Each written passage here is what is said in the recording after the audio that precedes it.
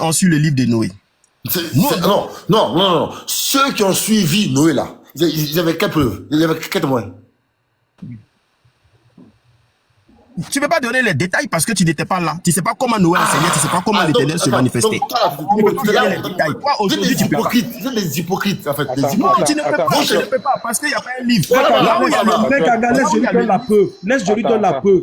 Laisse, je lui donne la preuve. Laisse, je lui donne la preuve. Parce que ceux qui ont suivi Noé sont entrés dans l'âge. La preuve, c'est le déluge. La preuve, c'est le déluge. Attendez là, attendez. Patriote, ne va pas loin. Salam alaikum d'abord. Ne va pas loin même. Kangar, la Bible nous dit, l'histoire, l'événement qu'on nous raconte dans la Bible, que le diable a transporté Jésus dans le désert là. Qui était là-bas pour voir, pour témoigner que c'est vrai?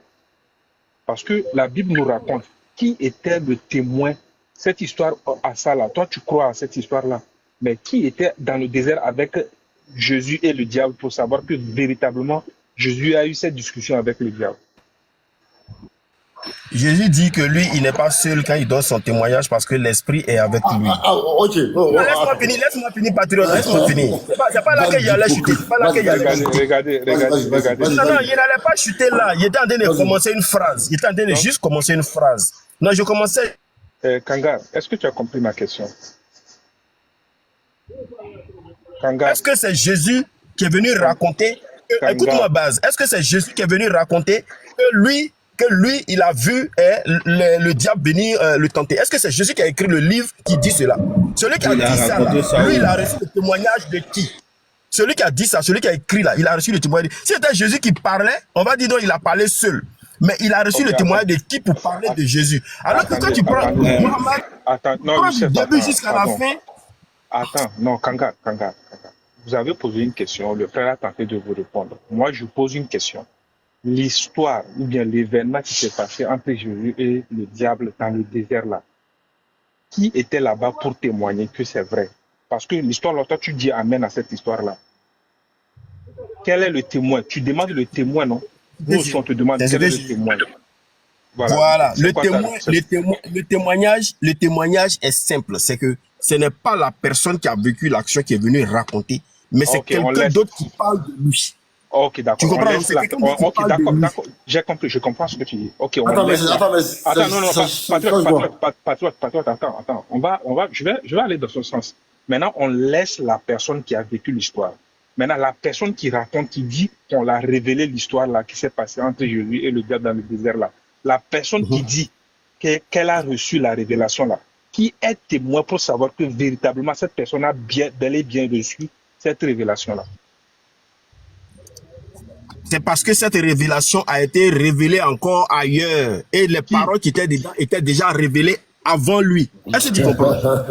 Mais oui, les paroles de la révélation étaient révélées avant lui. Attends, il ne faut pas écoute-moi avec lui. Je sais là où je vais. Kangar, qui a reçu la révélation? Qui a reçu la révélation? Comment on appelle ça? Le rédacteur de l'évangile. Comment il s'appelle?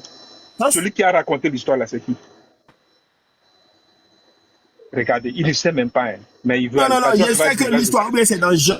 Je crois que c'est Jean. Mais en tout cas, je n'ai plus la précision. Mais j'ai lu. Non. Tu as le Saint-Esprit, non? Tu as la révélation. Celui qui a reçu la révélation, qui a raconté l'histoire là, c'est qui a reçu la révélation? Et qui était témoin, qui a bel et bien reçu la révélation de Dieu, qui n'a pas menti? Donne-nous la preuve. Le Saint-Esprit qui a révélé ça. Le Saint-Esprit. Regardez-moi ça. Tu n'as pas honte? Tu n'as pas honte? Patriote, regarde. Attends, je te dis. Attendez, les frères. J'ai toujours dit, les chrétiens, ils ont cette même manière de faire le débat. Ils font la taille sur mesure. Quand ils ont un argument, d'accord, pour critiquer le Coran ou l'islam, quand tu as le même argument chez eux, ils vont changer de critères. En fait, ils vont, à chaque fois, ils rajoutent des critères, à chaque fois, jusqu'à tomber sur un critère que l'islam ne remplit pas. Ils taillent sur mesure. Ils font pareil avec Jésus-Christ, c'est Dieu.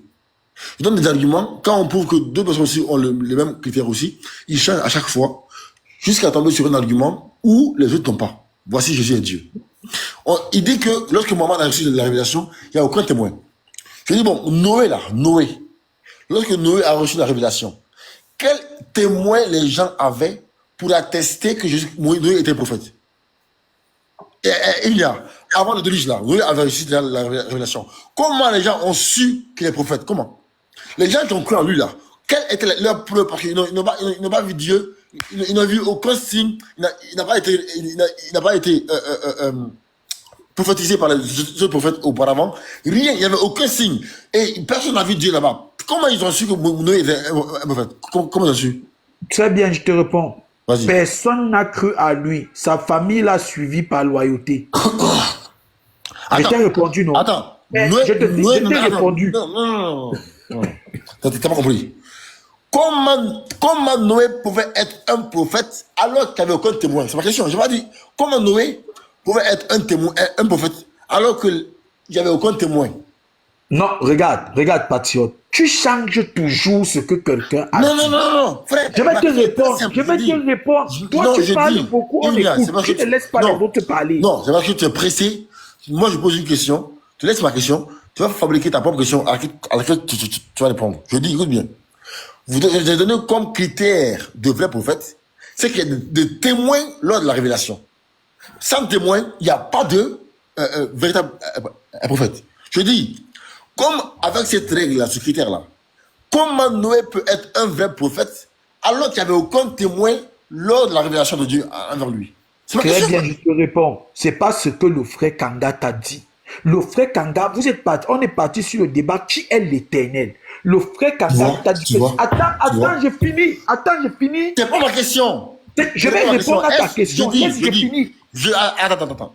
Non, frère, je dis, est-ce que le fait d'avoir aucun témoin à la révélation fait de nous un faux prophète? Bon, je te réponds non. Est-ce que maintenant je peux m'exprimer? Attends, je te réponds non. Est-ce que peut-être m'exprimer? Je dis. Patriote, voilà comment tu fais pour gagner. Attends, vous voyez donc, à chaque fois ils disent que Mohamed là, sa révélation c'était dans une grotte, il n'y avait aucun témoin, et comment on peut croire en lui? Donc aujourd'hui, il change de règle parce qu'il y a un prophète dans la Bible qui lui a reçu de la même manière, aucun témoin. Donc il change de règle. Maintenant là, ils acceptent maintenant les prophètes qui ont reçu la révélation sans témoin. Ils sont comme ça à chaque fois. Ils y mettent des règles et quand on trouve les mêmes règles dans leur Bible, ils changent de règles. C'est comme ça. Bon, docteur, attendez, donnez-moi 20 secondes, docteur. Docteur, s'il vous plaît, donnez-moi 20 secondes, patriote. Tu as parlé de l'éternel avec le docteur. Le docteur te dit que cet éternel, l'éternel, s'est manifesté à beaucoup de personnes. Mais que la seule personne à qui tu dis que l'éternel, parce que tu as cité les Boukhari, s'est manifesté pour dire je suis l'éternel, c'est seulement ton prophète. Voilà de quoi on est en train de parler. On ne parle pas. Mais attends,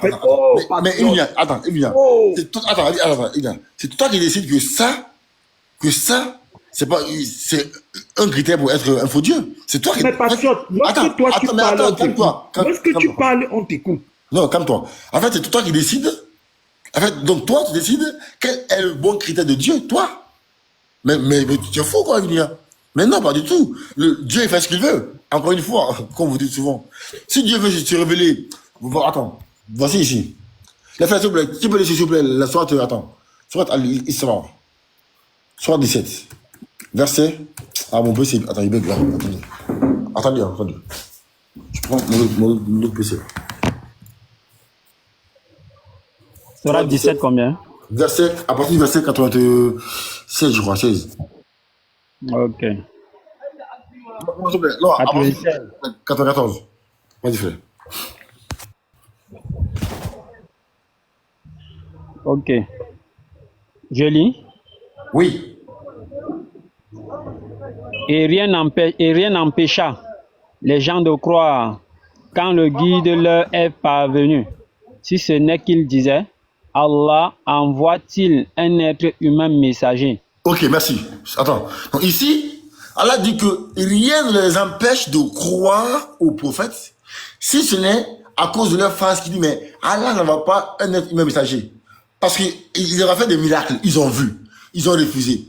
Ils ont demandé des choses qu'ils ont obtenues. Ils ont refusé. Ils ont vu des signes qu'ils ont vus de leurs yeux. Ils ont refusé. Ils disent, mais eux là, ils veulent voir un ange. Frère, continue. Ok. Et Dit, s'il y avait sur terre des anges marchant tranquillement, nous aurions certes fait descendre sur eux du ciel un ange messager. Ok. Les mécréants disent que pour qu'on te croie là, tu vois, ils font comme toi. Toi, tu dis que pour croire en Allah, tu exiges un signe, tu exiges une manière de se révéler. Bon, les mécréants avaient la même démarche. Ils disent, mais Allah, pourquoi en toi là, pourquoi en ton prophète là, nous exigeons que tu envoies des anges sur terre. Ils ont exigé la même chose que toi. Sauf qu'Allah dit, mais si c'était les anges qui vivaient sur terre, on allait envoyer des anges comme messagers. Comme c'est un homme là, donc je vais envoyer des hommes pour vous comme messagers. Maintenant, il continue maintenant à demander des preuves, des témoins. Qu'est-ce qu'il y a après? Vas-y frère, vas-y. Dis, Allah suffit comme témoin entre vous et moi. Ah, Allah dit, Allah suffit comme témoin entre vous et moi. Son meilleur témoin là, c'est Allah. Le meilleur témoin de la révélation, c'est Allah. Le meilleur témoin, il vaut mieux que 2, 3, 4, 5, 10 témoins. Donc vous exigez des principes, des critères. Voilà, t'es qui? Toi, tu exiges que Dieu doit se révéler comme ça, comme ça, comme ça, comme ça. Toi, t'es qui? Patriote, pour appuyer là, tu sais que Jésus a dit la même chose. Justement. Non, mais... Il dit le témoin de 2 personnes est vrai. Il dit lui témoigne de lui et le Père témoigne de lui aussi. Donc ça fait 2. Frère Manage, lis soit 6, verset 19. Là, Allah dit Ul ayyu shay'in akbar. Voilà, Surat 6. Verset 19. Ok. Les enfants d'Israël aussi, ils ont dit que Jésus n'était pas le prophète qu'ils attendaient. Ben oui, justement. Parce qu'ils ont, avec eux, ils ont exigé des critères. Et les chrétiens font exactement la même chose. Ils exigent les critères.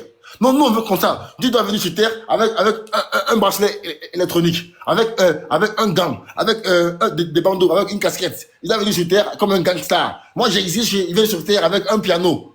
Non, frère, toi, t'es qui? T'es qui? Frère, vas-y. Non. Dis, qu'y a-t-il de plus grand en fait de témoignage? Ah, il dit. C'est une question dont Allah est en train de poser, parce qu'il y a un point d'interrogation. Qu'est-ce qu'il y a de plus grand témoin au monde? Qui est le plus grand témoin au monde? Frère, vas-y, c'est qui? Dis, Allah est témoin entre vous et vous, entre moi et vous.